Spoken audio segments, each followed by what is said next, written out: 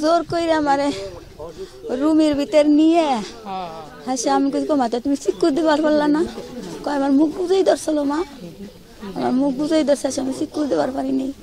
মাদ্রাসা শিক্ষিকার সহযোগিতায় এক শিক্ষার্থীকে ধর্ষণের অভিযোগ উঠেছে একই মাদ্রাসার শিক্ষকের বিরুদ্ধে। শুধু তাই নয়, অভিযুক্ত শিক্ষিকা ধর্ষণের ভিডিও করে সামাজিক যোগাযোগ মাধ্যমে ছড়িয়ে দেওয়ার হুমকি দিলে ভুক্তভোগী শিক্ষার্থী ক্ষোভে ও লোকলজ্জার ভয়ে গলায় ওড়না পেঁচিয়ে আত্মহত্যা করেছে। মেয়েটির পরিবারে চলছে শোকের মাতম। আমার বোনের জানি আত্মা শান্তি পায়।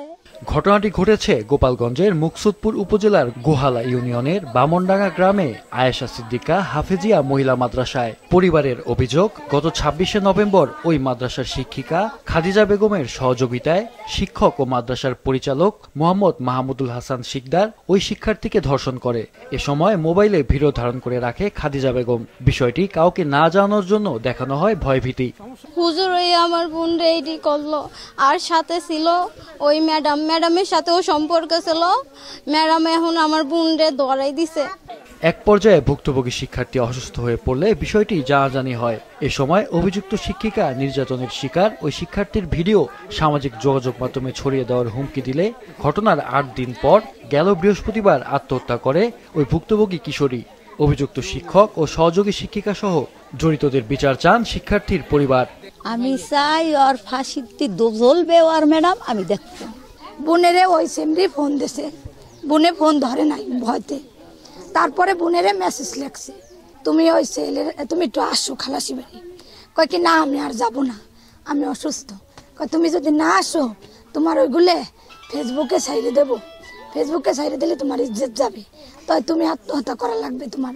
পরে আমরা অনেক বুঝাইছি, আমার বোন বসছে কালকে আমার বোন রয়েছে এমনি কি কইয়া আমার বোনরে মাইরে এলাইছে।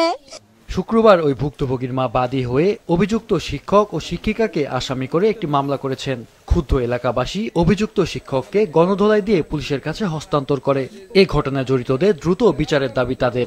আমরা এখন ওই হুজুরের এবং ওই ম্যাডাম খাদিজা, ঠিক আছে, আর ফাঁসি চাই। একটা ধর্মীয় প্রতিষ্ঠান, একজন উস্তাদের কাছে, একজন শিক্ষকের কাছে আমাদের যদি মেয়েরা যদি নিরাপদ না হয় তো কোথায় নিরাপদ থাকবে? আমাদের বাচ্চা কাচ্চার উপর এরকম একটা হামলা করে, তাহলে আমরা কিভাবে শিক্ষিত করব আমাদের মেয়ে ছেলেকে?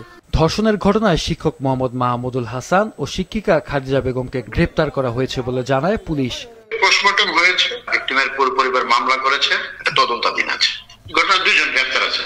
এমন ঘটনা যাতে আর না ঘটে সেজন্য দোষীদের দৃষ্টান্তমূলক শাস্তির দাবি জানিয়েছেন স্থানীয়রা। মাহফুজুল হাসান, মাছরাঙা নিউজ ডেস্ক।